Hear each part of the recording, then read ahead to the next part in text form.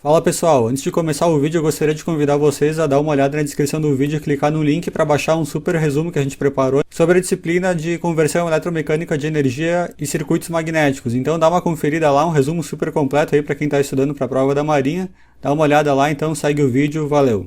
Então pessoal, vamos resolver hoje a questão número 6 do ano de 2018, tá? Uma questão sobre instalações elétricas e projetos de condutores, né?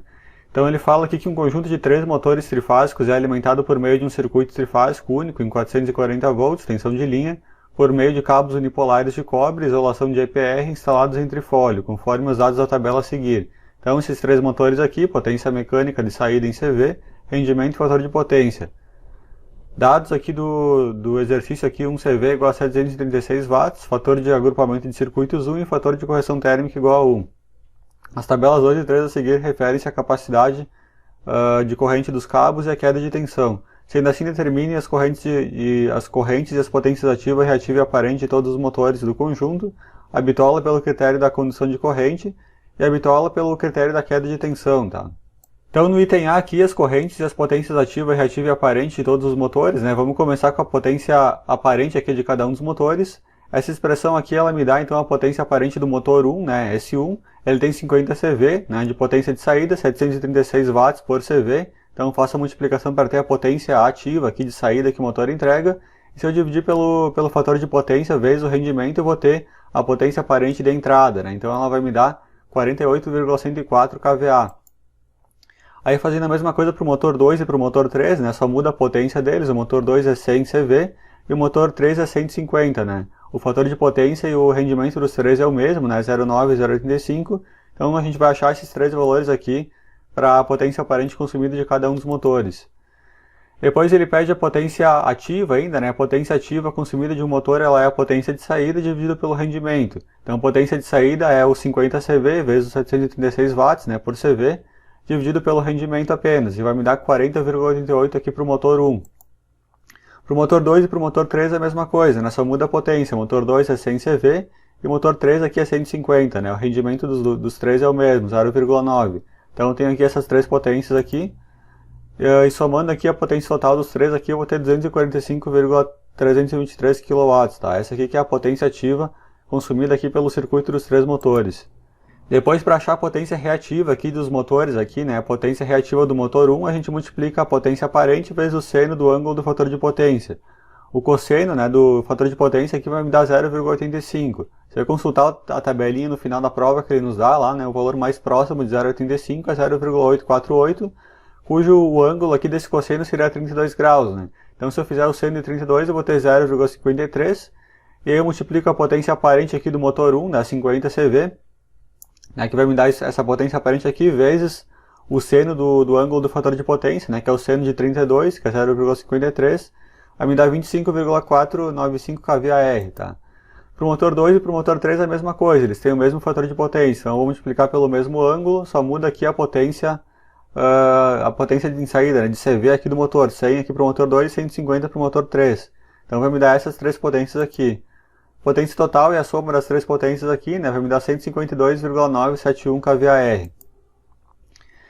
E para finalizar do item A aqui, ele pede também a corrente elétrica, né, dos motores. Então a corrente do motor 1, IM1, ela é a potência de saída dividido por raiz de 3, vezes tensão de linha, vezes cosseno do fator de potência, vezes o rendimento. Né? Então motor 1, 50 CV, tensão de linha do conjunto aqui é 440 volts, vai me dar 63,12 amperes.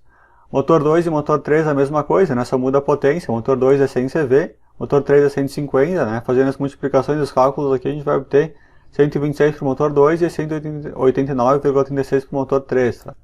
Aí agora a corrente total do circuito, né? Dos 3 motores junto aqui, a gente faz simplesmente a soma dos 3, como os 3 têm o mesmo fator de potência, né? O ângulo é o mesmo, então eu posso fazer uma soma algébrica, né? Nem preciso transformar isso daqui para coordenadas retangulares para poder somar, né? Eu posso somar diretamente o 63 com o 126 com o 189 aqui, porque o ângulo é exatamente o mesmo. Então eu vou ter essa corrente aqui, né, como corrente total aqui dos 3 motores.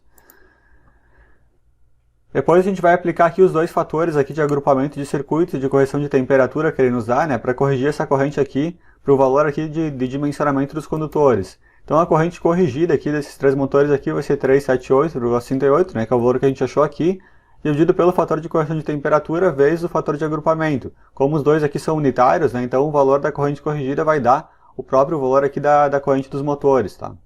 Esse fator de correção térmica igual a 1 aqui, ele significa que a gente vai estar trabalhando numa temperatura ambiente exatamente igual àquela temperatura referência que a gente vai ter na tabela dos condutores, né, que a gente vai ver depois. E o fator de agrupamento de circuitos é 1 justamente porque eu tenho só um circuito trifásico, né, alimentando aqui os motores. Se eu tivesse mais de um circuito, esse cara aqui seria menor que 1, por exemplo. Né? E se a temperatura ambiente também fosse maior do que aquela de referência da tabela, o fator de agrupamento aqui seria um valor menor que 1. Né? E se a temperatura fosse menor do que a temperatura referência da tabela, o fator de agrupamento seria maior que 1. Né? Ou seja, eu conseguiria aumentar a capacidade de condução do condutor. Bom, então na B ele já pede para calcular a bitola pelo critério da condução de corrente, né? E para isso a gente vai vir aqui na tabela 1, a gente vai olhar essa coluna F aqui, né? Que é condutores isolados ou cabos unipolares em trifólio, né? No nosso caso aqui são 3 condutores, 3 cabos unipolares isolados aqui em trifólio, dessa forma aqui, como o enunciado fala. Então a gente tem que olhar para essa coluna aqui. Aí eu vou olhar para a corrente elétrica mais próxima e imediatamente superior à corrente do nosso sistema. A soma das 3 correntes ali dava 378, né, se eu não me engano. Então o valor mais próximo aqui é 383 amperes, né, para essa coluna aqui. Se a gente vier aqui, isso vai dar uma seção aqui de 120 milímetros, tá? Então essa daqui que é a seção dos nossos condutores que a gente vai ter aqui só pelo dimensionamento da condução de corrente.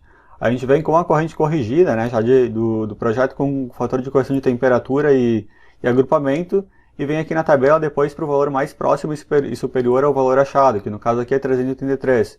Então 120 milímetros aqui é o valor da seção de resposta aqui para o item B. Depois na C ele pede aqui a bitola do cabo pelo critério de tensão para uma queda de tensão máxima de medida de 3%, sabendo que o circuito de alimentação tem 100 metros. Então para a gente fazer isso daqui a gente recorre à tabela 2, né, que é a tabela de queda de tensão, onde a unidade aqui é volt dividido por ampere vezes quilômetro. Né? Então a gente vai olhar aqui para a situação que a gente tem, né, que é um circuito trifásico, que é desse lado aqui. Aqui é circuito monofásico, que é trifásico. Como os condutores estão agrupados em trifólio, né, de acordo com essa forma aqui, então a gente vai olhar para essas duas colunas aqui. Aí aqui a gente tem para fator de potência 0,8 e 0,95. Né? O mais próximo do nosso caso aqui é 0,8, né, já que o nosso fator de potência é 0,85. Então eu vou olhar para essa coluna aqui. Né? Aí aqui eu tenho que olhar para a seção nominal do meu condutor, no caso aqui é 120 milímetros, né, que é a primeira seção que a gente vai analisar. Se a gente vier aqui onde esses dois quadros vermelhos se cruzam aqui, vai dar exatamente 0,36, né, que é esse valor aqui. Então esse daqui que é a queda de tensão que a gente vai estar utilizando no primeiro caso aqui para analisar se o condutor de 120 vai ser possível, né, vai me permitir uma queda de tensão menor do que o nível tolerado. Então, queda de tensão aqui calculando, né, para nosso condutor de 120 milímetros, é a corrente elétrica que a gente tem, que é 378, vezes a distância, né, que é 100 metros, no caso aqui 0,1 km, vezes o fator aqui que é 0,36, né. Se a gente cortar aqui quilômetro, né, quilômetro vezes ampere, a gente corta aqui com o denominador, vai sobrar só volt, né. Então eu vou ter uma queda de tensão aqui para esse condutor de 120 milímetros de 13,608 volts. Aí para puxar a porcentagem disso, né, eu faço uma regra de 3, 440 volts é 100%, 13,6 é x. Então se a gente fizer essa conta aqui vai me dar 3,1%. Ou seja, eu estou mais de 3% aqui, né, que é o limite máximo tolerado. Então eu vou ter que aumentar a seção do condutor, né, eu vou ter que procurar a próxima seção, que no caso lá da tabela era 150 milímetros, né, se a gente voltar aqui. Então ó, 120, o próximo é 150. Se a gente vier aqui a gente vai ter exatamente o 0,32, né, que é o próximo valor aqui. Então, para 150 milímetros aqui, a mesma corrente elétrica, a mesma distância, só muda aqui agora o valor de 0,32. Fazendo essa multiplicação toda, a gente vai obter 12,09 volts. E esse 12,09 corresponde exatamente a 2,75% aqui, né, dessa tensão de 440. Portanto, é menor que 3%, então o critério está ok. Então, resposta do item C, né, pelo critério da queda de tensão, a gente teria que ter os condutores aqui de 150 mm², tá? Essa seria a seção correta. Então, pessoal, nesse vídeo era isso, tá? Agradeço a quem assistiu até aqui, obrigado, então, até o próximo, valeu!